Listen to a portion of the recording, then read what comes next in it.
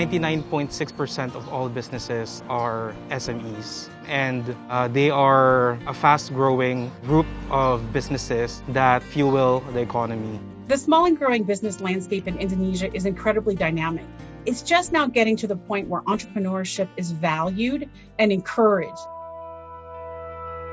So the prevailing challenge of women-owned business is primarily in the limited access to capital.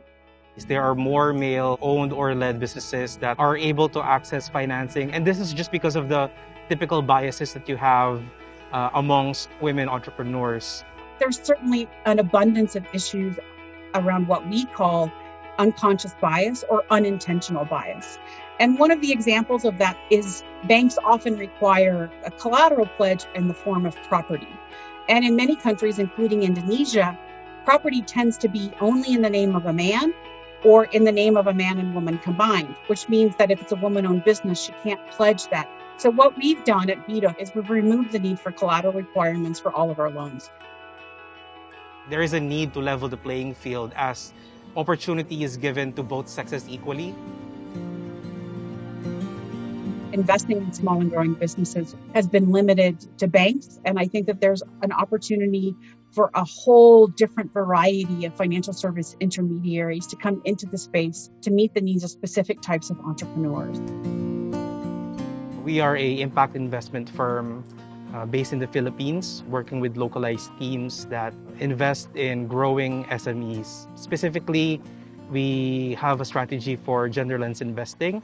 The way that we approach women-owned and women-led SMEs, the same way private banking or investment banking approaches their big clientele. We assess the situation of the SME and we customize our product based on the liquidity and the cash needs of the company.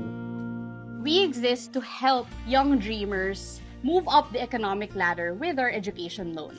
We are actually reducing the family's dependence on informal lenders, and that is a systemic change that we are proud of achieving. Invest has really been helpful due to their expert management and team digging into the types of metrics that we look into in terms of operations and social impact.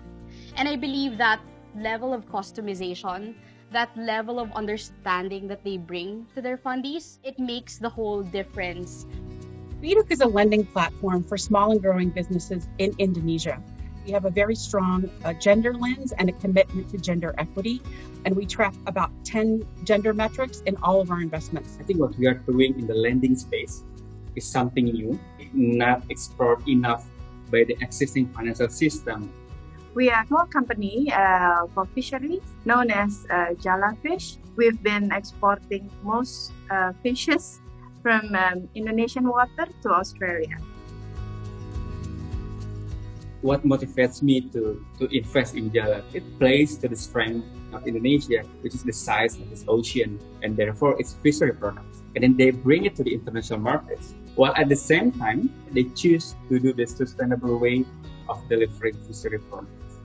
The entrepreneurs and the needs of their business drive the structure of the loan, while at the same time acknowledging that each of our clients are unique. They are at various level of maturity in their business.